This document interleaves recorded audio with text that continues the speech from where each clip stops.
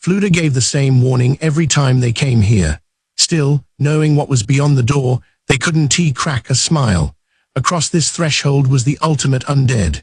There was no doubt that if it was released, an unprecedented disaster would befall the imperial capital. Several of the disciples began casting protective magic, not only physical defense spells, but also mental protection. After an appropriate amount of preparation time, Fluda eyed each of his disciples' faces to make sure they were ready. With a nod, he spoke the words that unsealed the room's entrance. As the magic took effect, the heavy door slowly groaned open. Darkness made it difficult to see inside the room, but something like a chill radiated out of it. A couple of the disciples shivered.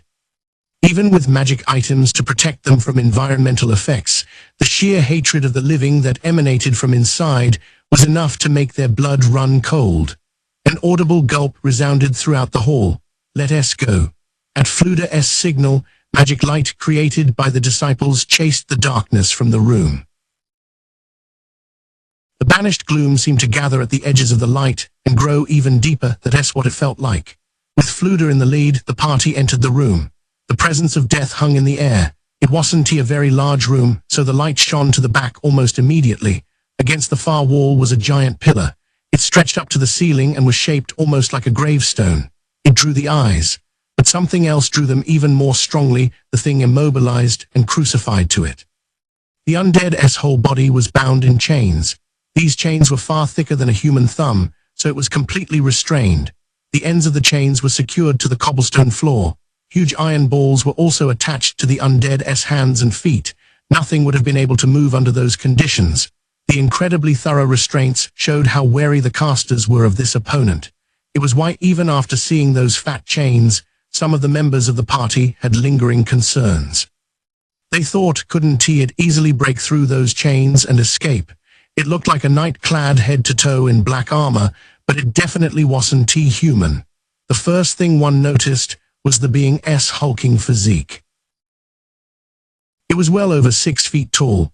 The next thing was its black full-plate armor. It had a pattern like blood vessels running over it. Sharp spikes jutted out here and there, like embodiments of violence. Its helmet had horns like a demon. Its open face left its rotting features visible. In its vacant eye sockets, its hatred for living things and anticipation of slaughter burned red. It wasn't alive, but dead. If it were alive, the amount of malice toward living things it was emanating would have been impossible. The Death Knight, one disciple, who had come to this place for the first time, murmured the legendary undead's name. It was an undead so legendary few had even heard of it. The red glow in the Death Knight's eyes appeared to blink and move to size up the casters. They couldn't know how its gaze was shifting just from the flickers of light, but their shivers told them they were being watched. The casters accompanying Fluda were a handful of capable ones. They could use at least Tier 3 magic. But even they couldn't stop their teeth from chattering. Even with the mental protection magic, the fear that welled up inside them couldn't be stopped. Still, the magic was probably the only reason they were able to stand there and bear it instead of running away. "Steel your hearts. The weak will perish," Fluda warned them and approached the Death Knight. In response, the undead tried to stamp its feet as it seethed with murderous intent. The chains gave an ear-piercing screech, but the monster's body barely moved at all. Fluda thrust a hand toward it. His incantation rang out in the magically illuminated room. It was an original spell of his own creation, an improvement on summoned 6th tier undead. "Obey me." The spell finished casting, and Fluda's voice melted away. But the Death Knight's eyes still contained a hatred for the living. Everyone could see the magic had failed, so I still can't control it. There was audible frustration in his voice. It had been 5 years, and he still couldn't dominate this undead. The monster had been discovered in a region famous for frequently spawning undead, the Catsea Plain. The company of Imperial Knights who encountered it were not familiar with the monster type, but they had their orders, so they initiated combat as usual. It was 10 seconds later that they realized they'd been both hasty and foolish. The Imperial Knights, known for their great strength, were awash with fear and despair. The battle was overwhelmingly one-sided. Their opponent was too strong. Many knights had been mowed down before they finally judged that they had no way to deal with the monster and called for a retreat. Of course, They couldn't just leave a monster like that out there. Especially after seeing the fallen knights turned into undead, it was clear that giving their opponent time would lead to serious damage. Following a clamorous debate among top Imperial executives, they decided to play their trump card as their first move. They would mobilize the strongest power in the Empire, Fluda and his disciples. As is evident from the fact that the Death Knight was restrained in this basement, the battle ended with Fluda and Company's victory. But they could only win because the Death Knight couldn't fly. They carpet bombed it, shooting fireball over and over until its movement slowed. Eventually, Fluda, who was attracted by its overwhelming power, was able to capture it. With it tied up here, he was trying every method that had worked to control normal, undead, all sorts of spells and magic items to conquer it. It's too bad, he thought. If I could control his monster, I would be the greatest caster, surpassing even one of the 13 heroes. Tamer of the dead Ligrit Bell's Korau, he would far exceed her. Really, Fluda didn't yearn for power so much. His true wish was to peer further into the abyss of magic. This was just one part of that process. His disciples didn't know that. That's why their attempts to comfort him missed their mark. Master, I think you've already surpassed her. Absolutely. The 13 heroes are in the past, Master. They can compete with you where you are on the frontier of contemporary magic. I think you've already surpassed the 13 heroes as well. But if you could control the Death Knight, you'd be the greatest power in all the Empire. They say an individual can win against a mob, but that is only true when the individual is weak. This Death Knight is the strongest individual. No one could see Fluda's little wry smile because he was standing at the head of the group. All they could see was the hatred in the eyes of the Death Knight. But if even you can control it, Master, how strong could this Death Knight be? I don't know. Theoretically, I should be able to do it, so I must be lacking something. Does anyone have any ideas? His query was met with silence. It was possible to control undead using magic. One of the 13 heroes had done it. With Fluda's ability, he could dominate fairly upper-tier undead. Maybe he would even be able to control the one before them. But that was simplistic thinking. Magically controlling undead was more complex. Domination and destruction of undead was fundamentally the realm of priests. They borrowed the power of the gods. Fluda was trying to use magic as a substitute for divine power, so it was no wonder there were all sorts of discrepancies. I don't mean to insult you, Master, but one of his disciples spoke up hesitantly. Fluda gestured for him to continue. Perhaps you aren't powerful enough. For instance, if there were a 7th tier of magic, maybe it could be summoned from that realm. That is certainly a good point. I heard that adventurers give monsters numerical difficulty ratings. What if you thought of it along those lines? I heard those numbers are really rough. They're pretty pointless once you figure in age and physique. Another disciple chimed in. But even though it doesn't work for unknown monsters, there's no easier way to conceptualize difficulty, is there? The numbers are based on adventurers' battle impressions and a wide range of other data, so they can be completely off the mark. Then don't you think it would be useless for the stuff of legends, like a Death Knight? That reminds me, Master, there's that mysterious volume full of information about monsters. Is it in there? No, it's not. Fluda stroked his beard. There might be a complete version in LUNTU, but the only one circulating is incomplete. Puzzled, one of the disciples turned to the one next to him and asked a question. He spoke softly, but the room was a knot of silence. It sounded much louder than it was. What in the world is LUNTU? It's the name of a city. I know that. It just seems like a weird name. Yeah, I looked it up once. Apparently, it means tree at the center of the world in the language that was spoken in those parts in ancient times. Fluda struck the floor with his staff. This was a warning to the 2 disciples who had started chatting without permission. They were in the dangerous presence of a legendary undead. They couldn't let their guard down here. They heeded the warning immediately. Silence ruled the room once more. The only sound was the Death Knight's chains straining as he tried to break them. It's unfortunate, but I have nothing left to do here, at least for today. Let us go. Yes, Master. Several voices containing a hint of relief answered. Fluda left the Death Knight's presence. Even the mighty Fluda couldn't keep his footsteps the same speed going in and coming out.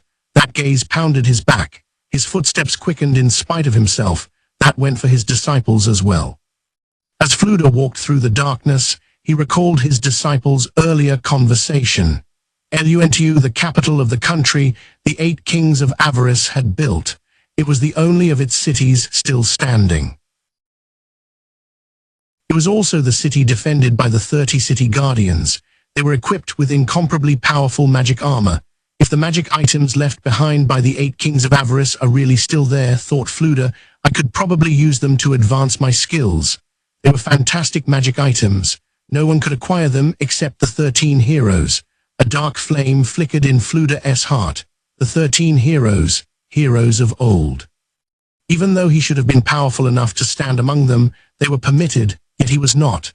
In what way was he inferior? Hoping to put out the flame sputtering within him, he summoned comforting thoughts. The position he held, the things he built, they were inferior to the 13 heroes' accomplishments. On the contrary, his position among the Empire's casters surely put him ahead of them. But once lit, the black fire envy wouldn't be extinguished so easily. He wasn't jealous of strength, wit, or ability. He envied the pioneers who got the chance to peer into the abyss of magic. Fluda was an elite caster. Everyone acknowledged that, and probably only the 13 heroes could be considered his equals, but he couldn't give orders to the Death Knight, and he could only use up to tier 6 of the supposed 10 tiers of magic, though the data wasn't terribly reliable. Those realities rubbed the truth in his face. He was still far from the abyss. He was getting on in years. As a psychic caster, he had mastered forbidden curses, one of the trees of supernatural secrets. Because it was forbidden magic, it couldn't be used, but Fluda did use it. It stopped his aging. Of course, considering the tiers he had mastered, the spell was difficult for him. He had forced it to cast by fusing it with a ritual. Because he had tried to make the impossible possible, there were clear distortions in the power. If he had cast it perfectly, he wouldn't age at all. But Fluda still felt the effects of time, though to a lesser degree. For now, things were working out. But the distortions were growing.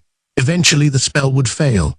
Fluda would die before peering into the abyss of magic. If he had a highly skilled mentor, he might have reached this point much sooner.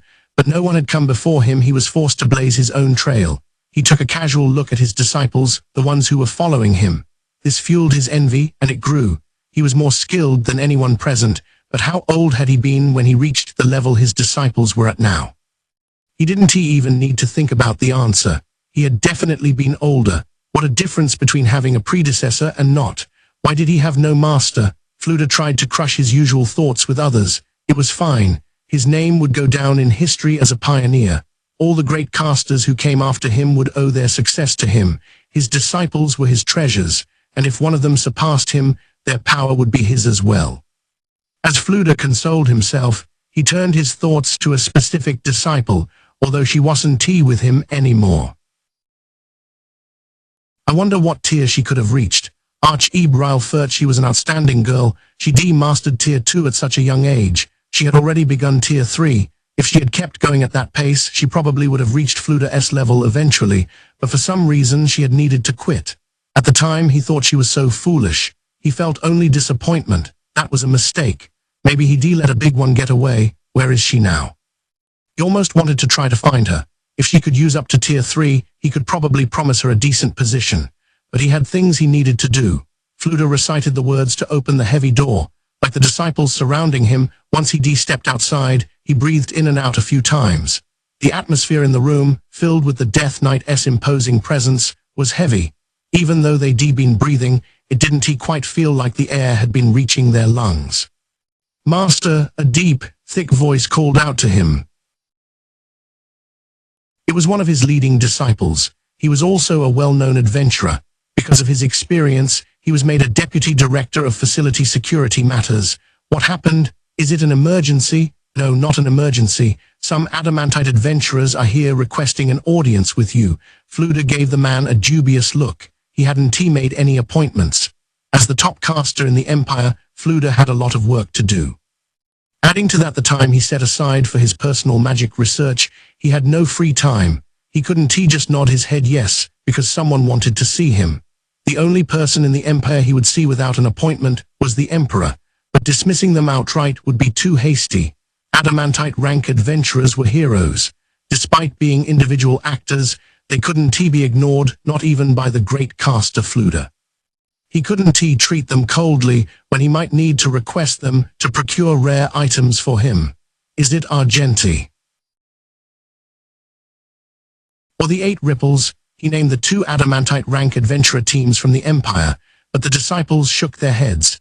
No, it's a 2-person team called Ravenblack. They presented their plates as proof. What? Ravenblack was the newly famous Kingdom team. Although there were only 2 of them, they achieved hero-level results. Most recently, they single-handedly repelled Jaldabaoth, who had been rampaging through the royal capital. Why do they want to see me? Several doubts surfaced, but his desire to discuss magic with the high-level caster beautiful Princess Nabe overruled them. He immediately did away with his doubts. Then he remembered, in his capacity as the Emperor's retainer, that his master Jerkniv wanted to see him. I guess I can do that after the meeting, thought Fluder as he gave orders to his disciple. Show them in. I'll be there as soon as I am ready. Wow, I am flabbergasted there are actually ruins here. I thought the story seemed fishy when I heard what kind of compensation they were offering, but there are actually unexplored ruins right in the middle of this field. Aren't you surprised? Hecarin's teammates were next to him, looking at the ruins. They all expressed their agreement. The ruins were a tomb located in a basin. It was sort of sunken, almost like an upper level had caved in. One reason the tomb was unexplored was probably that as far as the eye could see was grass. There were no remains of old cities to attract adventurer attention. Besides that, the area was dotted with other swells of land. So there was no way anyone would realize that beneath one of them lay ruins. The roof of the central building stuck out slightly, but even that they wouldn't have noticed without climbing up this far. The theory the brains of each team had come up with was that the earth and rock surrounding the ruins had eroded. This exposed part of the wall leading to the discovery. It is a surprise, or more like, I am so excited. If the ruins really are unexplored, there is a fairly good chance some amazing items are just waiting in there untouched. I wonder. Well, we are out here in the middle of nowhere, but there haven't been any issues at all. There probably aren't any dangerous monsters here. The most worrying thing now is how our requester was able to specify where we should pitch camp. Their base camp was on an open area of grassland in an ideal location.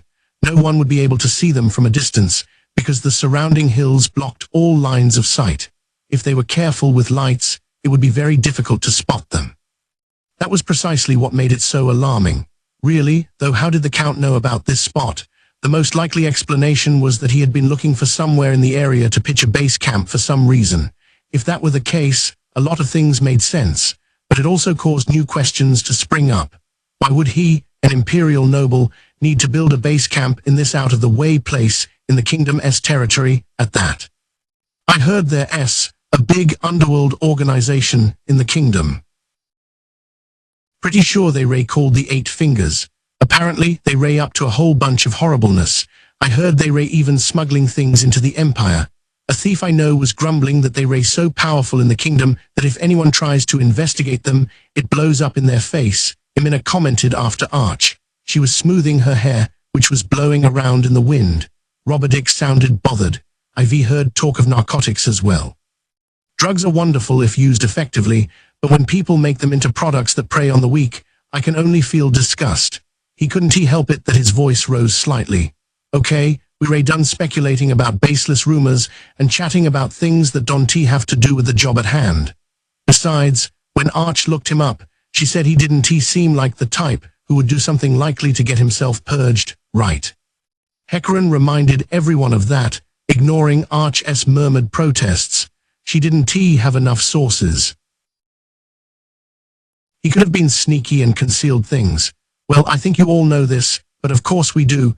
We shouldn't talk about it in front of the other teams. Some workers might even take smuggling jobs from the 8 Fingers. As long as some of the other teams might have connections to them, we're not gonna say a thing. Not until the job is over. Yeah, we have no idea what a filthy, tear-stained reward this might be. Even if the money's dirty, a reward's a reward, and we can live on it, snapped Arch. Robadick shot a glance at her and took a deep breath as if to cool down his overheating insides. Sorry, that was rude. No, I nearly spoke rather impertinently myself. Please forgive me. Never mind that. You didn't even say anything. But I would like you to remember that's what I think. I am after material wealth more than spiritual. That said, Arch raised a hand to signify that she was still talking. I want to avoid anything that could be a disadvantage to my teammates.